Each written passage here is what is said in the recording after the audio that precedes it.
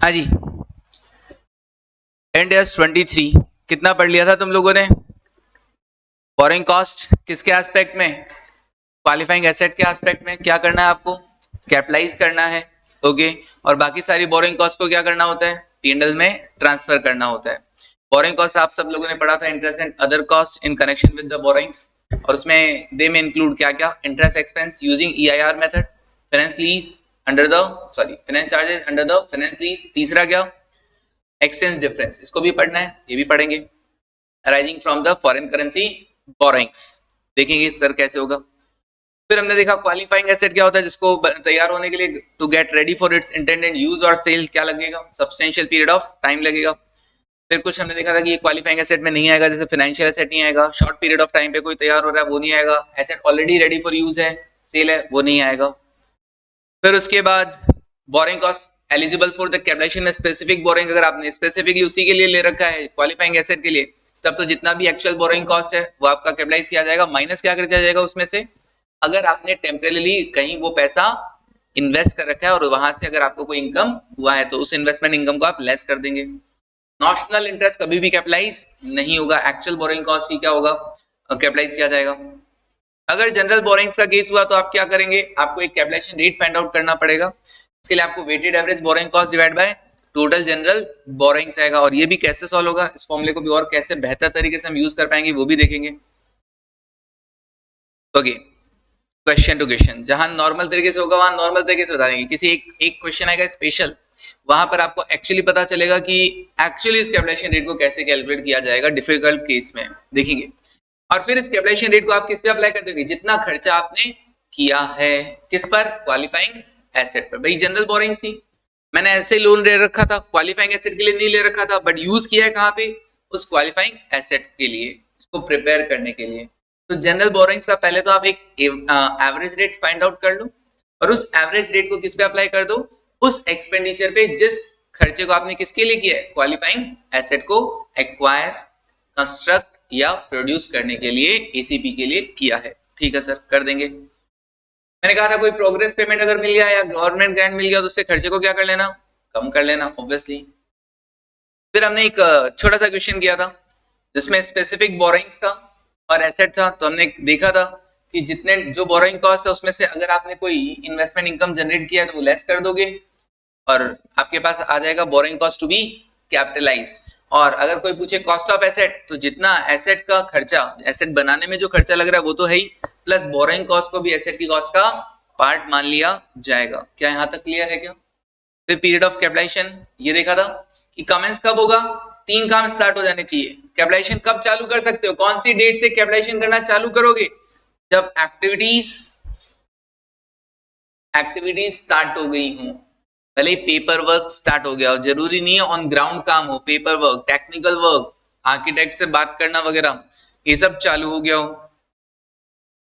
उसके बाद दूसरा काम, खर्चा करना चालू कर दिया हो, expenditure on qualifying asset has been incurred, architect को कुछ पैसा दे दिया हो, पेपर वर्किंग में कुछ खर्चा लगा हो, तो खर्चा तो चालू हो गया ना, बिल्कुल। ऑन ग्राउंड अभी भी जरूरी नहीं है कि प्रोडक्शन एक्टिविटी स्टार्ट हो जाए वगैरह। और आपने बोरो कर लिया हो पैसा बोरो कर लिया हो तो बोरोइंग कॉस्ट का मीटर चालू हो जाएगा कि नहीं हो जाएगा? बिल्कुल। तो बोरोइंग कॉस्ट का, इधर बोरोइंग कॉस्ट का मीटर चालू हुआ, इधर क्वालिफाइंग एसेट पे खर्चा चालू हुआ। अब बोरोइंग कॉस्ट का क्या कर सकते हो आप? जो भी बोरोइंग कॉस्ट आएगी उसे आप क्या कर पाओगे? कैपिटलाइज कर पाओगे। ओके, कुछ टाइम के लिए आप सस्पेंड करना पड़ेगा, कैपिटलाइज करना क्यों करना पड़ेगा? अगर आपके काम में क्या आ गया? इंटरप्शन आ गया है, आपका एक्टिव डेवलपमेंट रुक गया है। एक्टिव डेवलपमेंट अगर रुक गया हो काम का, तो आपको क्या करना पड़ेगा? कैपिटलाइजेशन को भी रोकना पड़ेगा। लेकिन रोकने की जरूरत नहीं है अगर वो नेसेसरी पार्ट हो, उसको रोके बिना क्वालिफाइंग एसेट तैयार नहीं हो सकती। तो अगर ये नेसेसरी पार्ट हो, रोकना, temporary delay is the necessary part of the process, तो भैया उस केस में सस्पेंड मत करना, मतलब कैपिटलाइजेशन को चलने देना। मैंने बोला था लेबर स्ट्राइक, ये कोई नेसेसरी पार्ट नहीं होता है कि लेबर स्ट्राइक होगी तभी हमारी क्वालिफाइंग एसेट बनेगी, नहीं ना। तो भैया इस लेबर स्ट्राइक की ड्यूरेशन में जो भी हमको बोरिंग कॉस्ट, लोन लिया तो पैसा तो देना पड़ेगा ना लोगों का, इंटरेस्ट तो देना पड़ेगा ना लोगों का। मेरे यहाँ काम नहीं चल रहा है तो भी इंटरेस्ट का मीटर तो चालू रहेगा ना। तो उस लेबर स्ट्राइक की ड्यूरेशन में मेरे को कोई बोरोइंग कॉस्ट आ रहा है तो भैया उसको कैपिटलाइज नहीं करूंगा, P&L से चार्ज करूंगा। लेकिन जैसे मैंने बोला मॉनसून वाला टाइम के अंदर मेरे को ब्रिज बनाना रोकना ही पड़ेगा, तो वो तो नेसेसरी पार्ट हो गया, उसको रोके बिना मेरा काम आगे बढ़ ही नहीं सकता है, ठीक है ना। तो उस ड्यूरेशन में भी अगर आपका काम रुका हुआ है कोई बात नहीं, आप कैपिटलाइज करना कंटिन्यू रखो। चलिए समझ रहे हो ये चीज। फिर सेसेशन मतलब कब रोक देना है सर, जब सारी ऑलमोस्ट सारी substantial all the activities to prepare qualifying asset are complete. अगर ऑलमोस्ट सारी एक्टिविटीज कंप्लीट हो गई, इसमें मैं बोला था थोड़ा बहुत काम अगर बचा हुआ जैसे डेकोरेशन वगैरह वगैरह का, तो वो इनसिग्निफिकेंट आइटम है। तो सब्सटेंशियली 95% काम आपका पूरा हो गया, मतलब नक्की है। अच्छा, उसके बाद हमने बोला था कोई क्वालिफाइंग एसेट ऐसी हो जो पार्ट्स में डेवलप हो सकती हो और वो सिंगल पार्ट भी अपने आप में यूज और सेल करने लायक है, आप उससे रेवेन्यू जनरेट कर सकते हो। तो जो कंप्लीट हो गया उस पर कैपिटलाइजेशन रोक दो, और जो अभी भी चल रहा है बन रहा है अभी उस पर कैपिटलाइजेशन कंटिन्यू रखो। डन है क्या? चलिए सर आगे बढ़ते हैं। एग्जाम्पल देखो,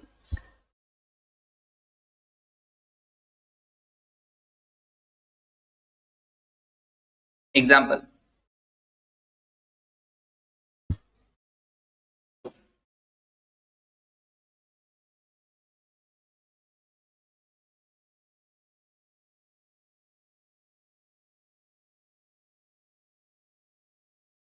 लिखो।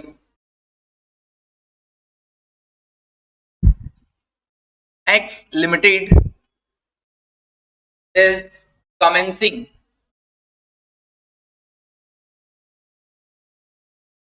X Limited is commencing a new construction project,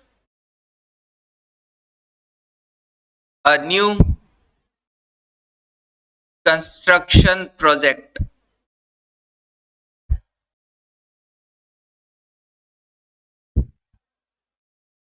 which is to be financed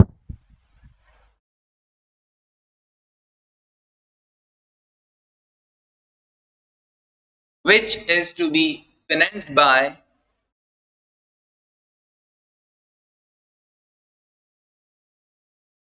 borrowing। Okay, तो एक नया कंस्ट्रक्शन प्रोजेक्ट है, obviously substantial period of time लेगा, और ये आप पैसा का कैसे लेकर आए हो, इक्विटी से नहीं, पैसा बोरो किया है। ओके, तो बोरोइंग कॉस्ट लगेगा। The key dates, important dates are as follows, are as follows. क्या क्या है? पहला 15th May 2021, 15th May 2021 loan interest relating to the project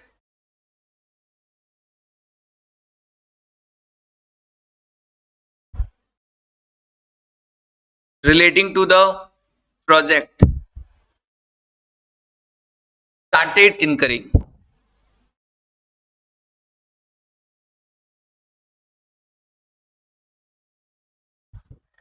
loan interest relating to the project started incurring।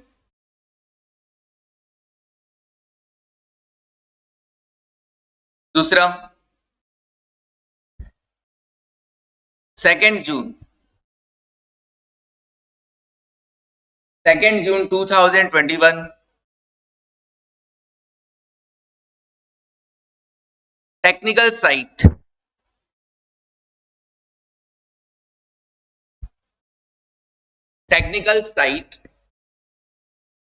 planning।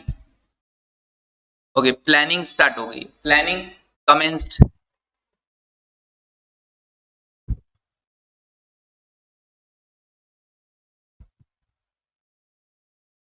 Third one 19th June, आज है 19th June 2000, ये 21 है, आज 24 है। Expenditure on the project,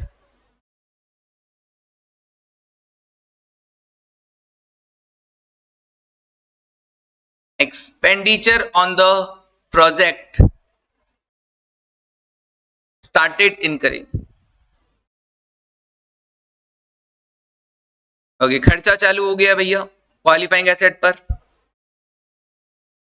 fourth पर 18 जुलाई 2021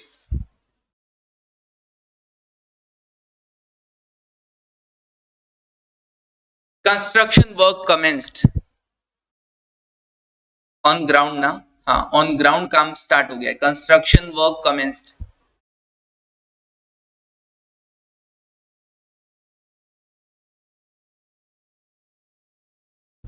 Identify the commencement date for the capitalization. Identify the commencement date.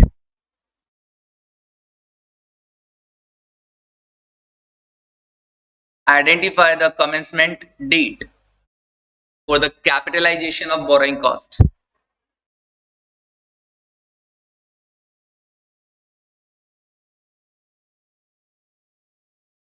For the capitalization of borrowing cost.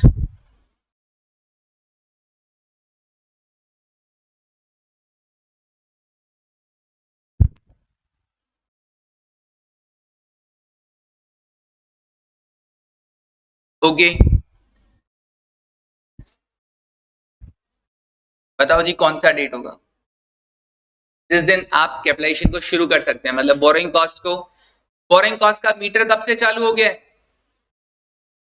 15 मई से ही चालू हो गया है। बोरिंग कॉस्ट का मीटर 15 मई 2021 से हो गया। Loan interest started incurring. बताइए, क्या 15 मई से ही कैपिटलाइज करना चालू कर दूं?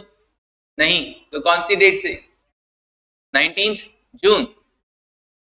19 जून। हाँ, ऑनलाइन वाले बच्चों बताओ।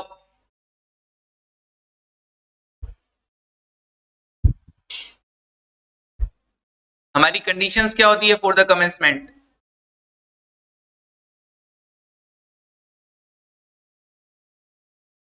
For commencement of capitalisation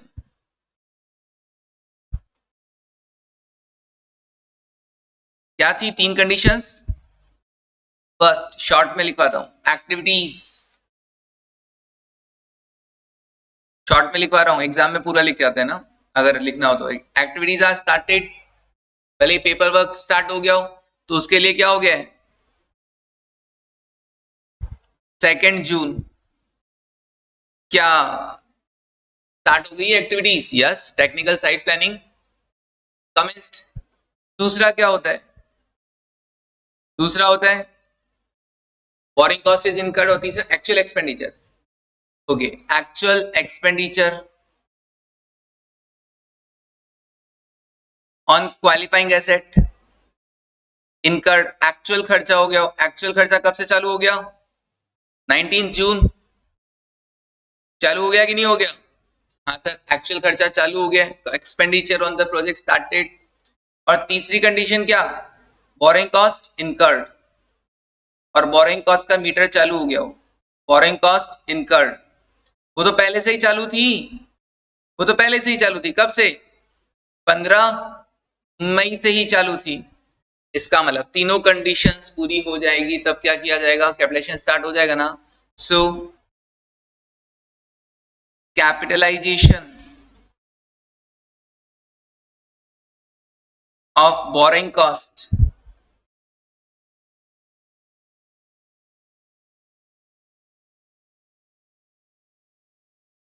should be started on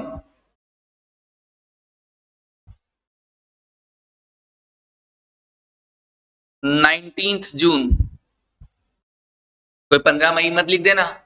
इन सबसे लास्ट वाला ये लिखा है सर आपने 15 मई, लास्ट में क्या है? 15 मई, फिर 2 जून, फिर 19 जून, तो 19th जून 2021 से स्टार्ट हो जाएगा।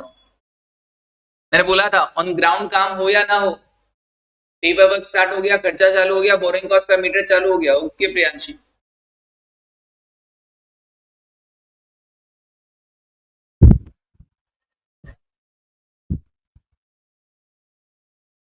ये क्या है? All to be satisfied. All to be satisfied, सबको सेटिस्फाई करना जरूरी है भैया। All to be satisfied.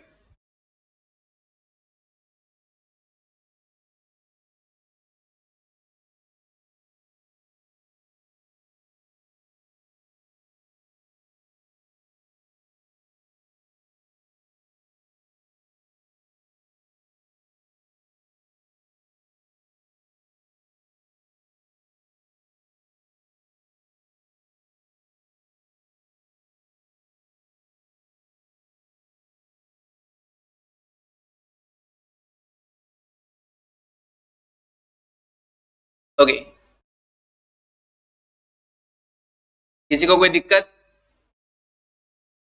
परेशानी?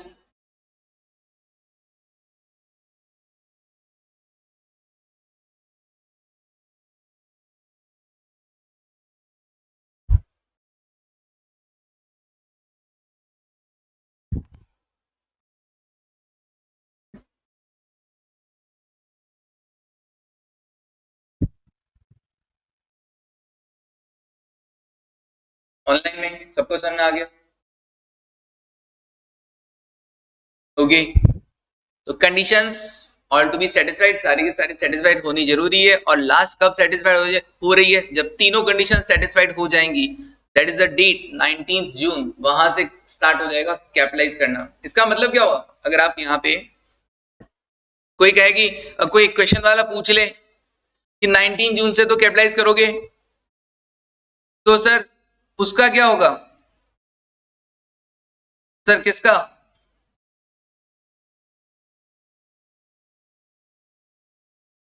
Full learning, borrowing cost, borrowing cost कहां से कहां तक का? सर लोन का मीटर तो 15 मई से चालू हो गया था। 15 मई 2021 से लेकर 18 जून 2021 तक का। इसे क्या किया जब करोगे? Transfer to P and L, transfer to P and L, full learning.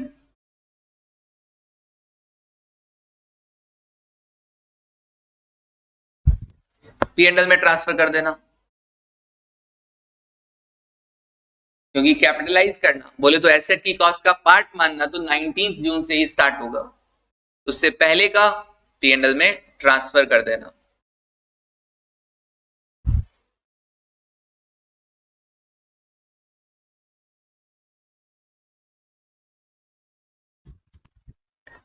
Next example, x limited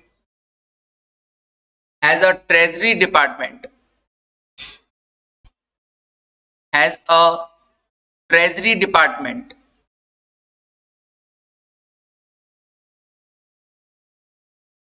that arranges funds, that arranges fund for all the, एक डिपार्टमेंट है ट्रेजरी डिपार्टमेंट जो सारा पैसा अरेंज करता है, that arranges fund for all the requirement, company को जितना requirement है, for all the requirement of the company, requirements of the company. तो कंपनी का जितने पैसे का जरूरत होता है यही वाला डिपार्टमेंट उसको अरेंज करके देता है, जिसमें क्या शामिल है? Including fund, including funds for working capital, daily routine के लिए आपको जितना पैसा चाहिए यही डिपार्टमेंट अरेंज करके देता है, एंड एक्सपेंशन प्रोग्राम, और अगर आपको कैपिटल बस्टिंग के लिए, खुद के बिजनेस को बढ़ाने के लिए एक्सपेंशन प्रोग्राम, इसके लिए पैसा चाहिए तो भी यही डिपार्टमेंट तुमको अरेंज करके देता है।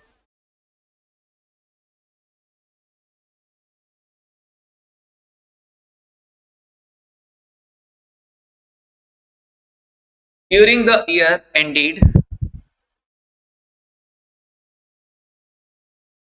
during the year ended 31st March 2022,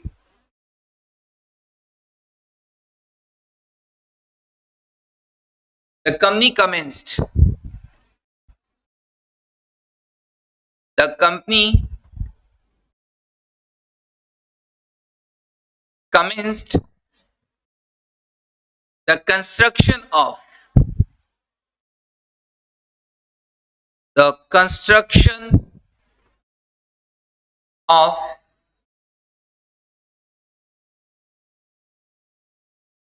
a qualifying asset, of a qualifying asset, and incurred the and incurred the following expenses. तो क्वालिफाइंग एसेट को कंस्ट्रक्ट करने के लिए उसने ये सब खर्चे किए। कौन कौन से खर्चे किए? डेट और अमाउंट। डेट और अमाउंट। डेट कौन सा? 1 जुलाई 2021,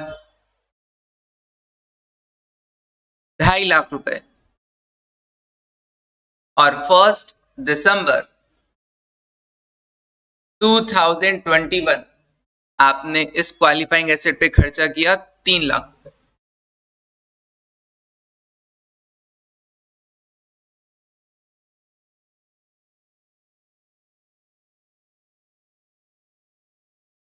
अब ये पैसा आया कहां से? ऑब्वियसली ये पैसा भी तो ट्रेजरी डिपार्टमेंट ही मैनेज करता होगा।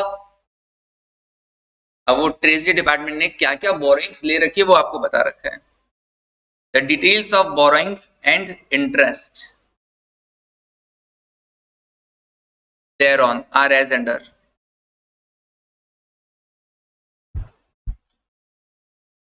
ये मैं सीए के मॉड्यूल से ही क्वेश्चन लिखवा रहा हूं आपको।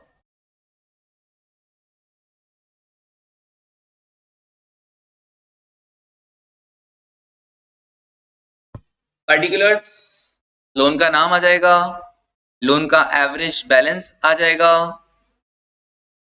और इंटरेस्ट का अमाउंट भी दे रखा है।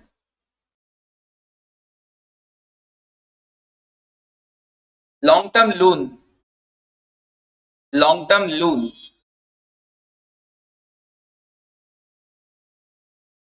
At the rate 10%। Average balance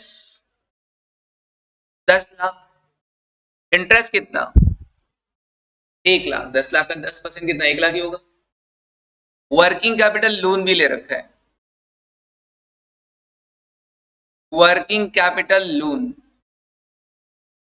5 lakh रुपए का लोन है और उस पर 65,000 रुपए का इस साल का इंटरेस्ट बन रहा है 65,000। टोटल बोरिंग्स है 15 लाख और टोटल इंटरेस्ट का जो पेमेंट है वो है 1,65,000। Compute the borrowing cost to be capitalised. Compute the borrowing cost to be capitalised.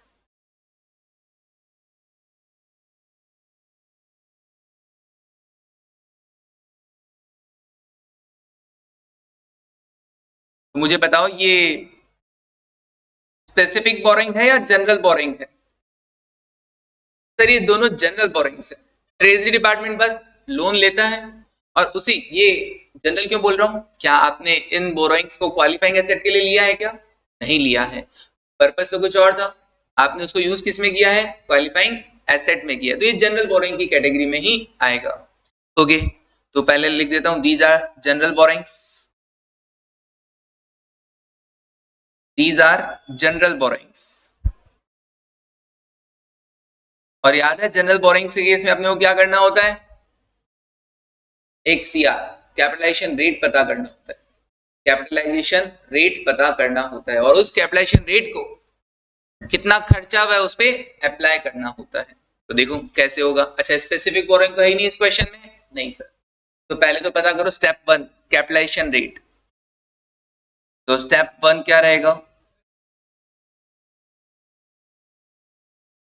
Clearly बोलता कि भैया ये वाला लोन इस पर्टिकुलर एसेट को लिए लिया गया है, that is the specific borrowing. ठीक है, चलिए स्टेप 1 क्या बोला था? Capitalisation rate.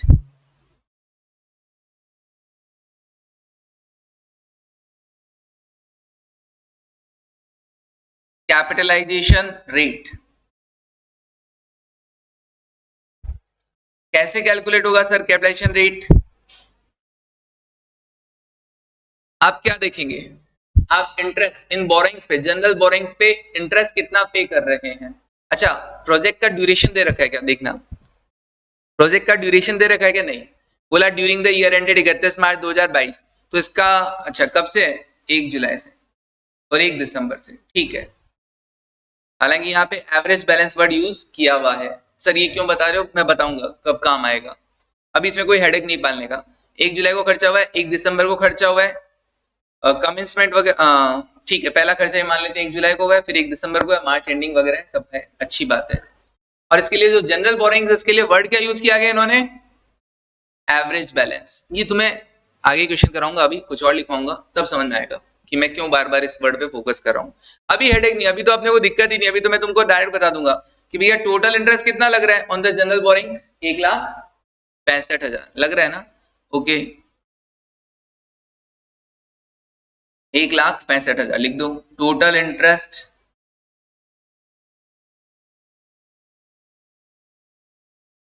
On general borrowings.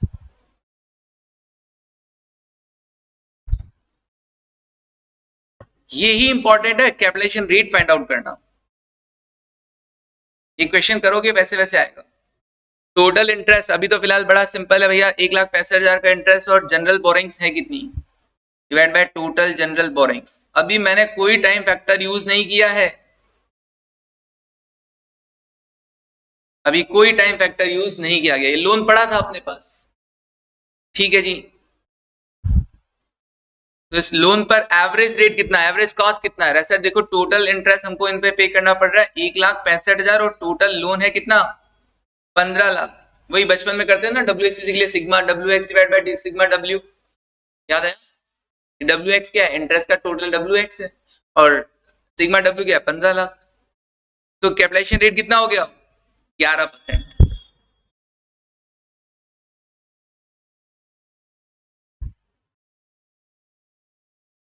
Step 2,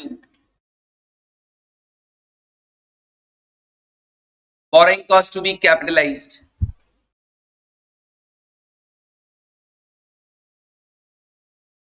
borrowing cost to be capitalized,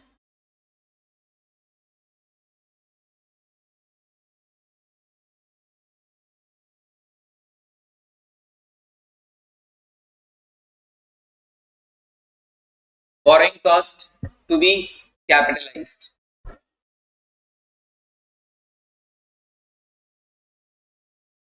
कैसे करोगे सर, कितना खर्चा लगा, मैंने क्या बोला था, expenditure incurred on the qualifying asset into capitalisation rate into time factor भी लिखवाया था क्या।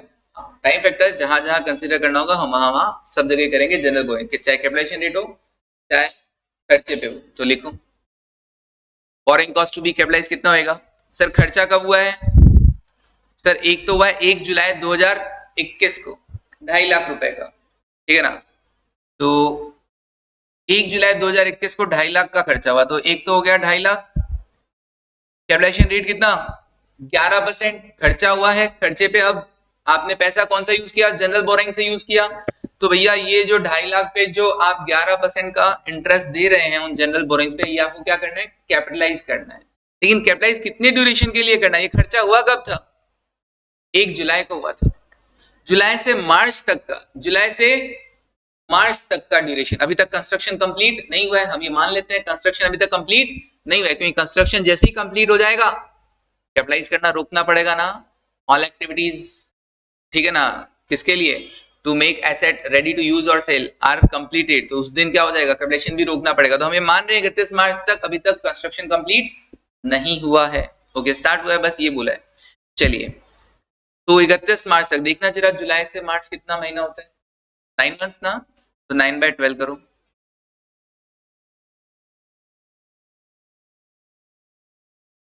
कितना आएगा 20,625। अच्छा फिर एक और खर्चा हुआ कितना 3 लाख रुपए, ये कब हुआ 1 दिसंबर को हुआ।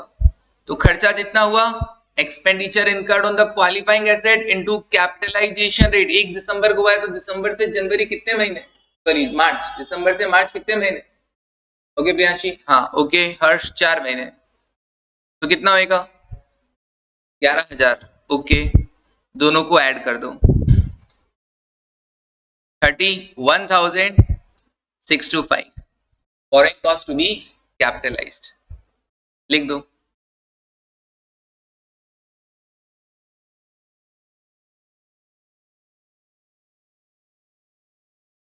तो तो सिंपली क्या करना है तुमको, एक कैपिटलाइजेशन रेट पता करना है, weighted average rate, weighted average cost, और उस वेटेड एवरेज कॉस्ट, उस कैपिटलाइजेशन रेट को खर्चे पे अप्लाई कर देना है, और खर्चा कब हुआ उसके बेसिस पे टाइम फैक्टर को यूज कर लेना है, बस। ये हो गया जनरल बोरिंग्स का केस। इस क्वेश्चन में केवल जनरल बोरिंग्स लिया मैंने स्पेसिफिक बोरिंग नहीं लिया।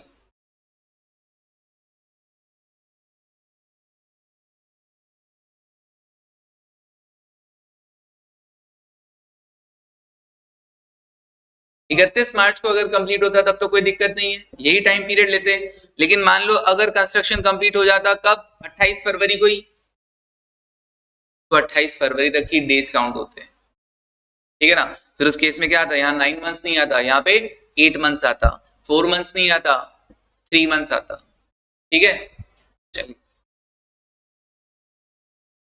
बढ़े आगे, देखो अगला एग्जाम्पल।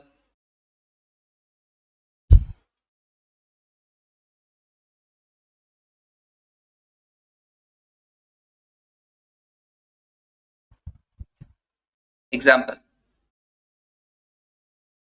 इस बार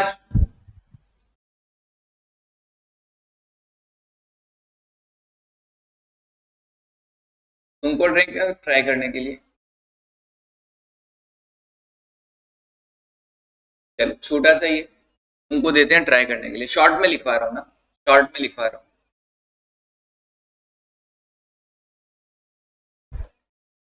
जनरल बोरिंग्स कौन कौन सी है, जनरल बोरिंग्स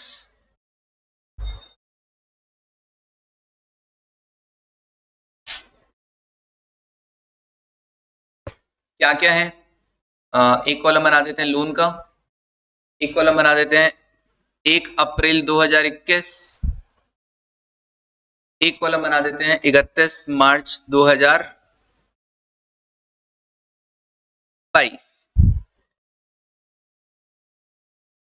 18% बैंक लोन है,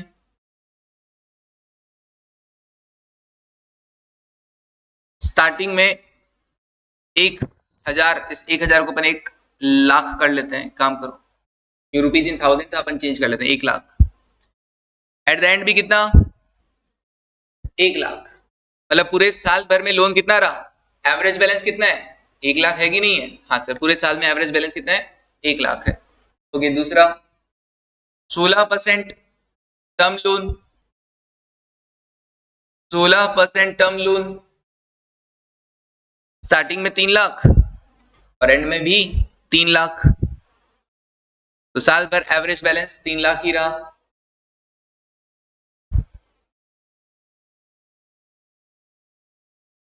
14% debentures,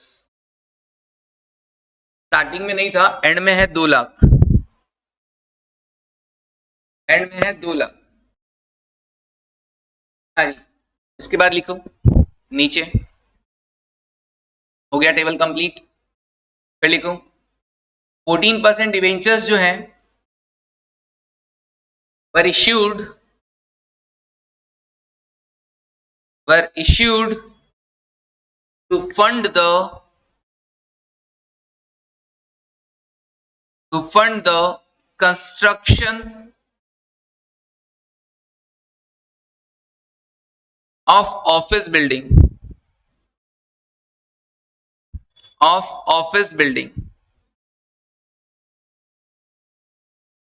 on 1st July 2021। Okay, 1 जुलाई 2021 को लिया है ये लोन, डिवेंचर इशू किया आपने, किसके लिए, ऑफिस बिल्डिंग के लिए, कंस्ट्रक्शन करने के लिए। स्पेसिफिक बोरिंग हुआ कि नहीं हुआ, हुआ, बट द डेवलपमेंट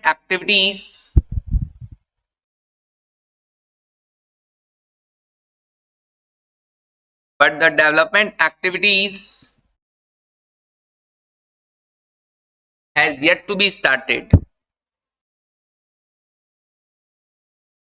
इसका मतलब क्या हम कैपिटलाइजेशन करना स्टार्ट कर पाएंगे, नहीं, एक्टिविटीज चालू ही नहीं हुई है, एक्टिविटी स्टार्ट नहीं हुई, इसका मतलब हम इस ऑफिस बिल्डिंग के रिगार्डिंग जो डिबेंचर्स के ऑफिस बिल्डिंग के रिगार्डिंग जो हमने डिबेंचर इशू किए और डिबेंचर्स के रिगार्डिंग हमको जो बोरिंग कॉस्ट आने वाला है हम उसको कैपिटलाइज नहीं कर सकते। अब रह गए, तो ये तो क्या था सर, ये तो था स्पेसिफिक बोरिंग हो गया देखा जाए तो, ये अपने नॉलेज के लिए मैंने लिखा है अलग कलर से, क्वेश्चन में नहीं लिखा हुआ आएगा, स्पेसिफिक बोरिंग हो गया। और अब ये दोनों क्या हो जाएंगी देखना, जनरल बोरिंग्स हो जाएंगी। आगे क्वेश्चन पढ़ते हैं पूरा। On 1st April 2021, on 1st April 2021,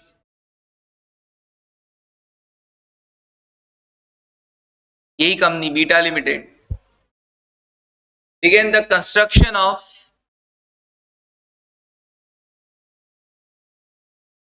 began the construction of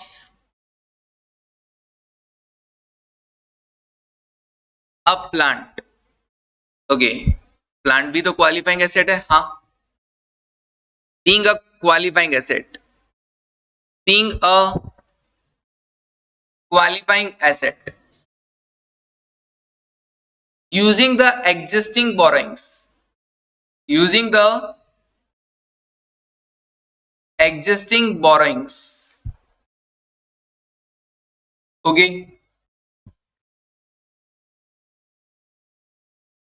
अब खर्चा कैसे हुआ, लोन तो दे रखा है, खर्चा देख लो, एक्सपेंडिचर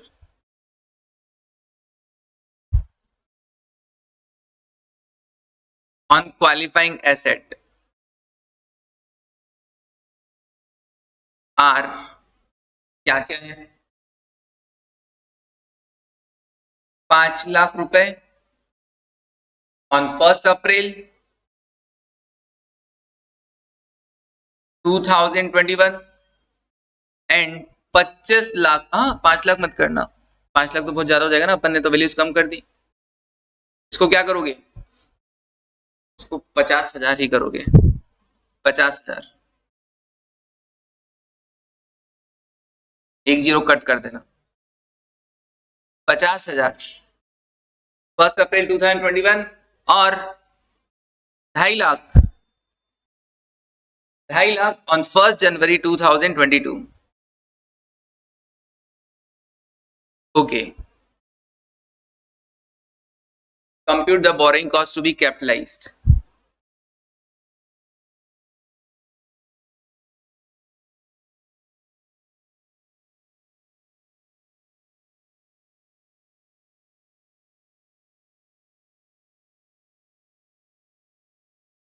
बताइए क्या खुद कर पाएंगे क्या, बिल्कुल सर, आसान ही तो है। स्पेसिफिक बोरिंग का तो क्लियरली मना कर देना कि भैया नहीं जी नहीं, ये तो नहीं होगा।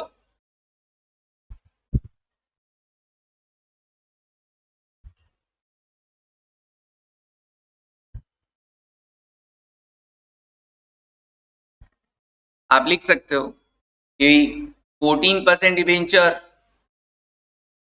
Is specific boring, specific boring for office building, for office building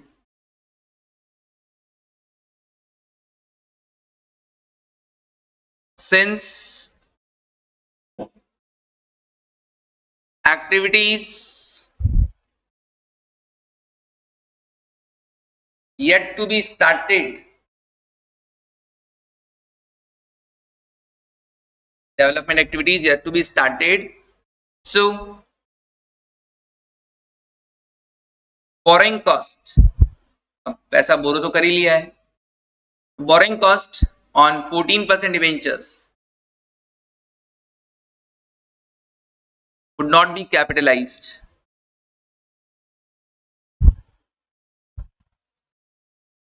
उसको कैपिटलाइज नहीं किया जा सकता।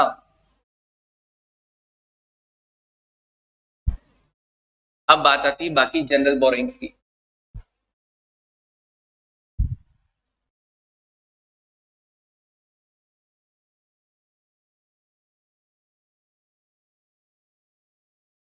For general borrowing cost to be capitalised कितना नाउ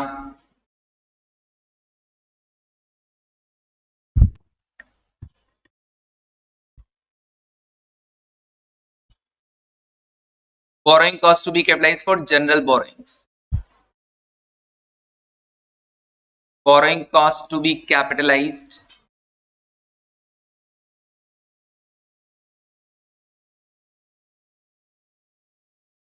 for general borrowings. इसकी कैलकुलेशन करते हैं.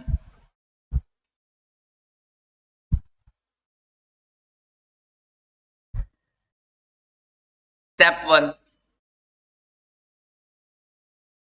capitalization rate. Capitalization rate. Capitalisation rate क्या होगा?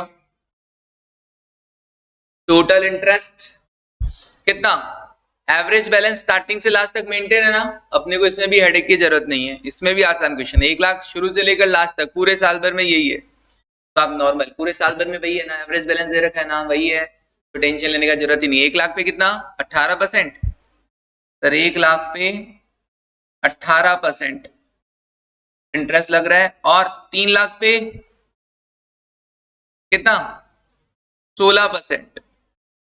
ये तो हो गया interest, total interest on general borrowings, और divide by general borrowings 1 lakh और 3 lakh into 100.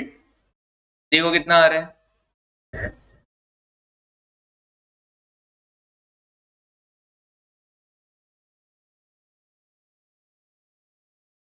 16.5. okay, now step number 2. step number 2 बताइए, borrowing cost to be capitalized. borrowing cost to be capitalized.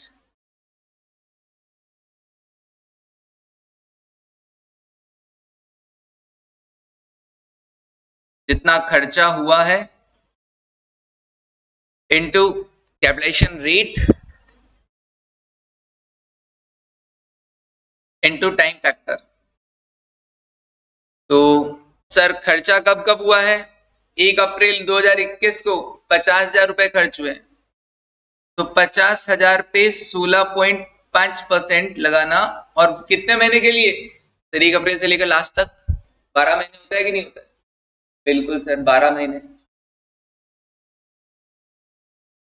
12/12. और फिर खर्चा कब हुआ? सर 1 जनवरी 2022 को हुआ है 2.5 लाख. अभी तक कंस्ट्रक्शन खत्म नहीं हुआ है, वरना क्वेश्चन वाला बोल देता.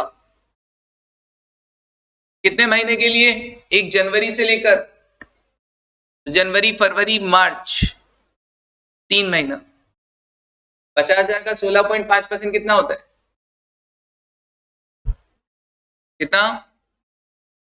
8250. ओके, अब 2.5 लाख का देख लो, 16% 3/12. ओके लवी, 2.5 लाख 16% 3/12.